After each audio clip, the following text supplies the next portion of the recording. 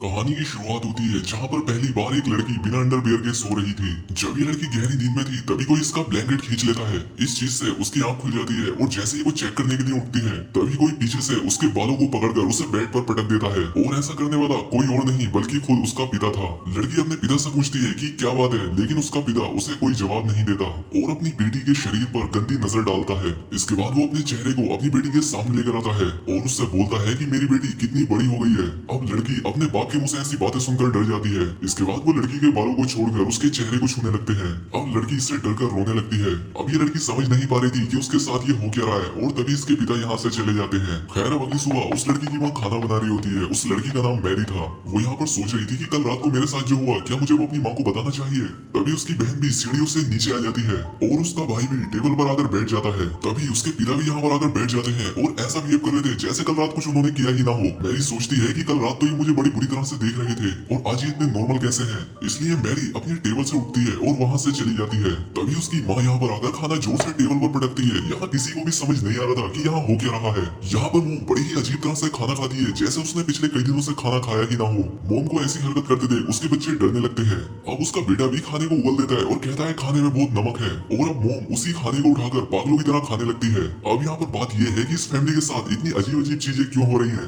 दरअसल ये लोग जब से नए कॉटेज में शिफ्ट हुए हैं उनके साथ ऐसी ही अजीब चीजें हो रही हैं। उनके पड़ोसी कभी उनके आंगन में अजीब से स्टैचू लगा देते हैं तो सुबह कोई उनके घर के सामने मरा हुआ जानवर लटका देता है और पिता हर रात अपनी बेटी के साथ अजीबोगरीब हरकतें करता है। मोम सुबह सुबह अजीब जानवरों की तरह खाना खाती है। वो अपना खाया हुआ खाना अपने बेटे को भी खाने के लिए देती है, लेकिन बेटा नहीं खाना चाहता। वो अपने डैड की तरफ देखता है। डैड कहते हैं कि अगर तुम नहीं खाना चाहते तो मत खाओ। ये बात सुनकर मोम डैड को गुस्से भरी निगाहों से देखती है। इसके बाद खाने को टेबल पर फेंक देती है और प्लेट्स को भी नीचे फेंक देती है। इससे बच्चे बहुत डर जाते हैं और मोम उन पर चिल्लाने लगती है। मोम अपने बेटे से कहती है कि जो मैं बनाती हूँ उसे चुपचाप खा लिया करो। वो इतनी जोर से चिल्लाती है कि उसका बेटा डर के मारे रोने लगता है। उन्हें समझ ही नहीं आ रहा था कि ये हो क्या रहा है, लेकिन ये तो बस अभी शुरुआत थी।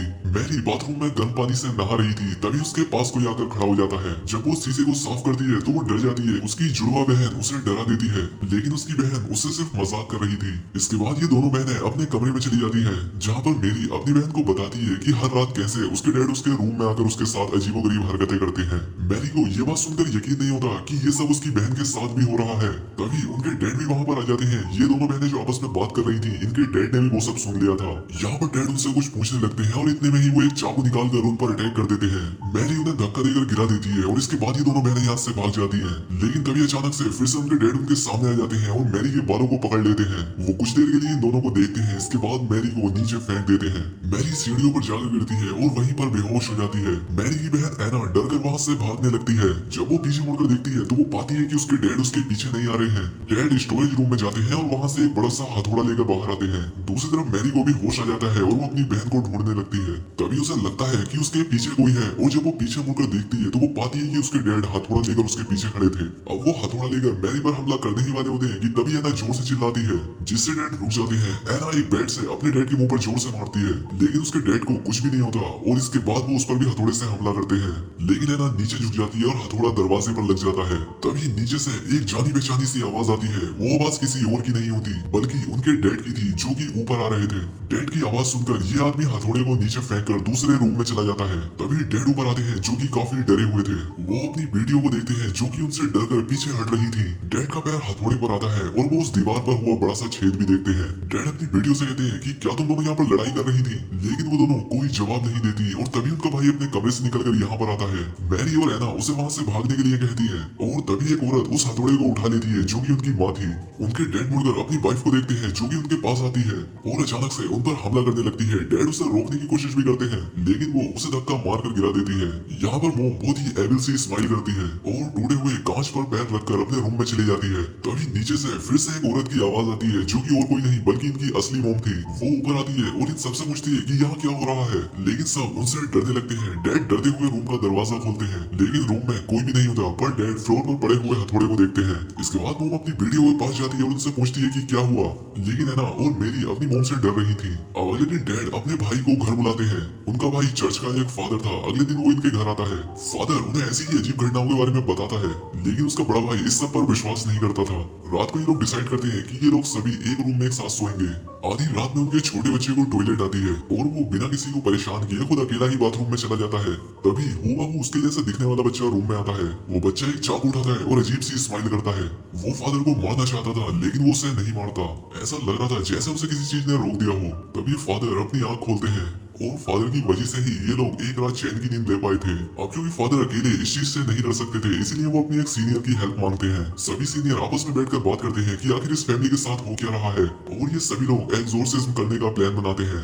ये फादर अपने काम में काफी माहिर होता है और इसके काफी चाहने वाले भी थे। शाम को फादर्स की टीम उनके घर जाने के लिए निकलती है लेकिन रास्ते में कोआ उनकी गाड़ी के कांच पर अटैक करके उसे तोड़ देता है जिससे गाड़ी का बैलेंस बिगड़ जाता है और गाड़ी एक गड्ढे में जाकर क्रैश हो जाती है। दूसरी तरफ डैड अपनी बेटी मेरी को बेड से बांध देता है। यहाँ पर मोम उसे समझाने की कोशिश करती है लेकिन वो कहता है कि ये सब ठीक करने का बस यही एक रास्ता है। अब आधी रात में फादर खून से लथपथ होकर उनके घर आते हैं और बताते हैं कि सभी फादर्स मारे जा चुके हैं इसलिए अब जो भी करना है वो हमें ही करना होगा। यहाँ पर मैरी को बेड से बंधा हुआ देखकर वो अपना काम करना चाहते थे लेकिन उन्हें इसमें डर लग रहा था क्योंकि लास्ट टाइम जब उन्होंने एक्सोर्सिज्म करने की कोशिश की थी तो शैतान ने फादर की पूरी फैमिली को मार दिया था। उन्हें डर लग रहा था कि कहीं फिर से ऐसा ना हो जाए और अगर ऐसा हुआ तो वो अपने भाई की फैमिली को भी नहीं बचा पाएंगे और इस बात का पछतावा उसे पूरी जिंदगी रहेगा। लेकिन उसका भाई अपने घुटनों पर बैठकर उससे भीख मांगता है कि तुम कुछ करो, हमें शैतान से लड़ना ही होगा वरना वो हम सभी को मार देगा। ये बात सुनकर फादर कैंडल जलाता है और मैरी के ऊपर होली वाटर को छिड़कता है। मैरी होली वाटर की वजह से चिल्लाने लगती है। उसे समझ नहीं आ रहा था कि हो क्या रहा है। इसके बाद फादर मैरी के सीने पर एक क्रॉस रख देता है और उसे एक लकड़ी से मारने लगता है। मैरी दर्द से चिल्लाने लगती है और उससे पूछती है कि वो उसके साथ ऐसा क्यों कर रहा है। फादर डैड से कहता है कि क्या तुम अब भी इस सब को जारी रखना चाहते हो, जिसमें डैड मैरी के पैर को पकड़ लेता है जिससे वो हिल ना पाए। अब मैरी जोर जोर से रोने और चिल्लाने लगती है और फादर जोर जोर से उस छड़ी से मैरी को मारता चला जाता है। ये देखकर उसके पिता रोने लगते हैं। इसके बाद फादर दूसरी वुडन स्टिक निकालता है और उससे मैरी को मारने लगता है। मैरी दर्द के मारे बेहोश हो जाती है और वहीं दूसरी तरफ जहां एक्सीडेंट हुआ था वहां पर पुलिस की टीम जाती है। जैसे ही वो फादर की टीम को गाड़ी से निकालती है उस गाड़ी में ब्लास्ट हो जाता है। उन सभी फादर में डैड का भाई भी बेहोश होता है जिसका मतलब ये था कि वो आदमी जो कि मैरी के घर है वो उसका अंकल नहीं बल्कि खुद ही शैतान है जो कि मैरी को लगातार पीटे जा रहा है। अब मैरी की मुंह से और बर्दाश्त नहीं होता। वो कहती है ये कोई एक्सोर्सिज्म नहीं है, ऐसा करने से तो मेरी बेटी मर जाएगी। वो फादर को पकड़ लेती है ताकि वो मेरी को मार ना सके। वो अपने हस्बैंड को देखती है और उससे कहती है कि हम अब और नहीं कर सकते, इससे सही तो ये होगा कि हम सब लोग एक साथ ही मर जाएं।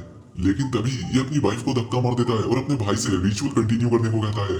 तभी उस आदमी को एक आवाज सुनाई देती है जो कि उससे कह रही थी कि वो एक डरपोक आदमी है और वो गलत का साथ दे रहा है। और तभी जैक को सब समझ आने लगता है। वो अपनी वाइफ का गला दबाने लगता है और फादर एक खतरनाक सी स्माइल करता है। अब वाइफ एक कांच के गिलास को उठाती है और अपने हस्बैंड के सिर पर दे मारती है लेकिन वो भी अपनी वाइफ को दीवार पर पटक देता है जिससे कि उसे बहुत चोट आती है। तभी वो अपने भाई की तरफ देखता है जो कि काफी डरावनी सी स्माइल करते हुए उसे देख रहा था और इसीलिए ये भी उस शैतान पर हमला कर देता है लेकिन वो उसे मारकर नीचे गिरा देता है। और जैसे ही वो शैतान उस आदमी को मारने वाला होता है कि तभी रियल फादर यहाँ पर पहुंच जाते हैं। वो यहाँ पर कुछ मंत्र पढ़ने लगते हैं जिससे वो बुरी आत्मा यहाँ से गायब हो जाती है। मैरी बुरी तरह से जख्मी हो गई थी। वो स्टोरेज रूम की तरफ जाने लगती है और अपने डैड की तरफ देखते हुए पूछती है कि तुमने मुझे इतनी देर तक मार खाने क्यों दी। तभी फादर मैरी के सामने एक मिरर रखते हैं जिससे कि उसकी बॉडी से शैतान निकलकर बाहर आ जाता है। फादर उस शैतान को अपने शरीर के अंदर ले लेता है और अपने भाई से उसे मारने के लिए बोलता है जिस पर उसका भाई टूटे हुए क्लॉथ को उसके सीने में घुसा देता है जिससे फादर और वो शैतान दोनों ही एक साथ मर जाते हैं। और इसी के साथ इस मूवी का भी यहाँ पर एंड हो जाता है। तो दोस्तों उम्मीद करता हूँ कि आपको एक्सप्लेनेशन पसंद आई होगी। अगर वीडियो अच्छी लगी हो तो वीडियो को लाइक और चैनल को सब्सक्राइब जरूर करें।